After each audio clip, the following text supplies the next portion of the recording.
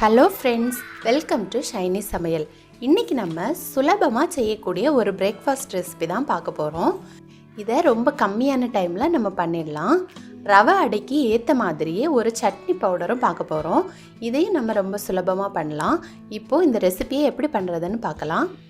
வீடியோக்குள்ளே போக முன்னாடி நம்ம சேனலை இது வரைக்கும் சப்ஸ்கிரைப் பண்ணாதவங்க சப்ஸ்கிரைப் பண்ணிக்கோங்க. அப்படியே பக்கத்தில் இருக்க பெல் பட்டனையும் கிளிக் பண்ணிக்கோங்க. அப்போ தான் நான் அடுத்தடுத்து போடுற வீடியோஸை நீங்கள் தவறாமல் பார்க்க முடியும். அடை பண்ணுறதுக்காக நான் இன்றைக்கி 1 கப் சிரோட்டி ரவை எடுத்திருக்கேன். இது சுமார் 250 கிராம் இருக்கும். இது எல்லா சூப்பர் மார்க்கெட்லேயும் கிடைக்கும். இப்போ இந்த ரவை கிடைக்காதவங்க நம்ம நார்மல் ரவையே மிக்சியில் பவுடர் பண்ணி எடுத்துக்கோங்க. அதுவும் நல்லாயிருக்கும்.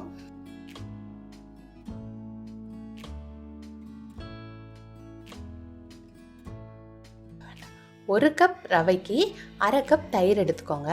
கூடவே ஒரு பெரிய வெங்காயத்தை இந்த மாதிரி சின்னதாக நறுக்கி வச்சுருக்கேன். இதையும் சேர்த்துக்கலாம். கூடவே 3 டேபிள் ஸ்பூன் நறுக்கிய கொத்தமல்லி தலையும், 1 டீஸ்பூன் பொடி பொடியாக நறுக்கிய இஞ்சியும், 1 டேபிள் ஸ்பூன் பொடியாக நறுக்கிய கருவேப்பிலை, 1/2 டேபிள் ஸ்பூன் நறுக்கிய பச்சை மிளகாய், இந்த மாவுக்கு தேவையான உப்பு, இதையெல்லாம் சேர்த்து நல்லா மிக்ஸ் பண்ணி வச்சுக்கணும்.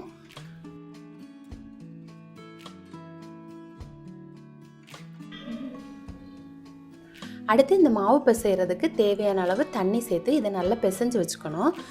இதை நம்ம உளுந்து வடைக்கு அரைச்சி எடுக்கிற கன்சிஸ்டன்சியில் இருக்கணும். அப்போ தான் கரெக்டாக இருக்கும். அதை விட ரொம்ப தண்ணியாகவும் வேண்டாம், ரொம்ப கெட்டியாக இருந்தால் அடை திக்காக இருக்கும். அதனால் அந்த உளுந்து வடைக்கு அரைக்கிற கன்சிஸ்டன்சியில் தண்ணி சேர்த்து மிக்ஸ் பண்ணி வச்சுக்கோங்க. இப்போ மிக்ஸ் பண்ணி வச்சதுக்கப்புறமா ஒரு 10 மினிட்ஸ் அப்படியே ஊற விட்டுடுங்க.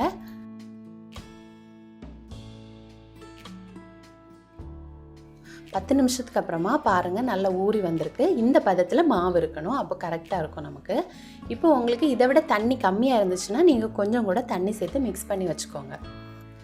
அடுத்து ஒரு வாழை இலை எடுத்துக்கணும். அதில் கொஞ்சம் எண்ணெய் தடவி நல்லா ஸ்ப்ரெட் பண்ணி விட்டுக்கோங்க. அப்போ தான் நமக்கு அடை அதில் ஒட்டாமல் கிடைக்கும். அதே மாதிரி கையிலையும் கொஞ்சம் எண்ணெய் தடவிக்கோங்க. எண்ணெய் தடவின அப்புறமா நம்ம ஒரு கையளவு மாவு எடுத்து இலையில் சேர்த்து இந்த மாதிரி அடையாக தட்டி வச்சுக்கலாம். எவ்வளோ மெல்லிசாக தட்ட முடியுமோ அந்த அளவுக்கு மெல்லியதாக தட்டி வச்சுக்கோங்க. அப்போ தான் நமக்கு சாஃப்டாக இருக்கும்.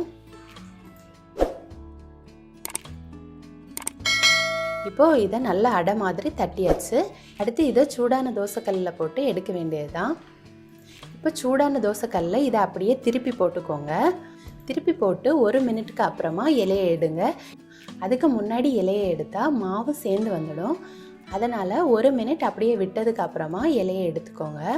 இப்போ பாருங்கள், அது இலையிலேருந்து தனியாக வந்தாச்சு.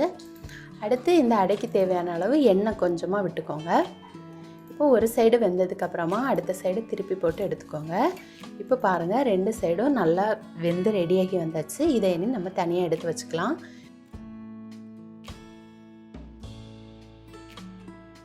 இதே மாதிரி மீதி இருக்க மாவில் எல்லாமே நம்ம அடை செய்து ரெடி பண்ணி வச்சுக்கணும்.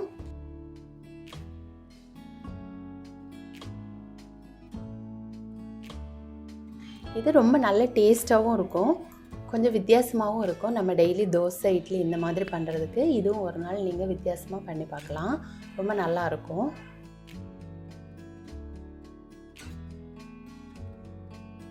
இந்த ரவை அடையை நம்ம சூடாகவே பரிமாறிக்கணும்.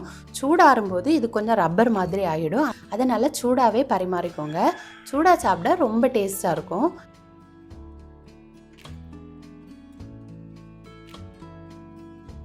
இப்போ இந்த அடைக்கு ஏற்ற மாதிரி ஒரு சட்னி பொடி தான் பார்க்க போகிறோம்.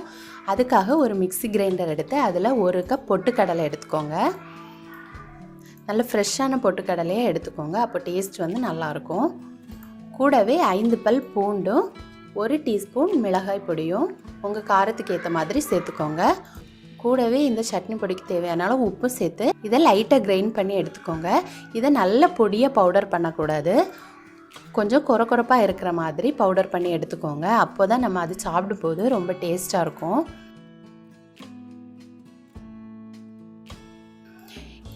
இப்போது இந்த பொடியில் தேவையான அளவு எடுத்து கூடவே இந்த பொடிக்கு தேவையான நல்லெண்ணெய் அல்லது நெய் சேர்த்துக்கலாம்.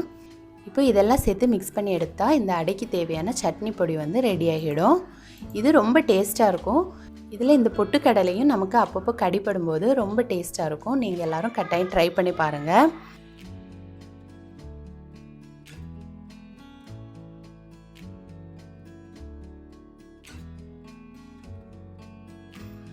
இதை பண்ணுறதுக்கும் ரொம்ப டைம் ஆகாது. 30 மினிட்டுக்குள்ளே நம்மளால் பண்ண முடியும்.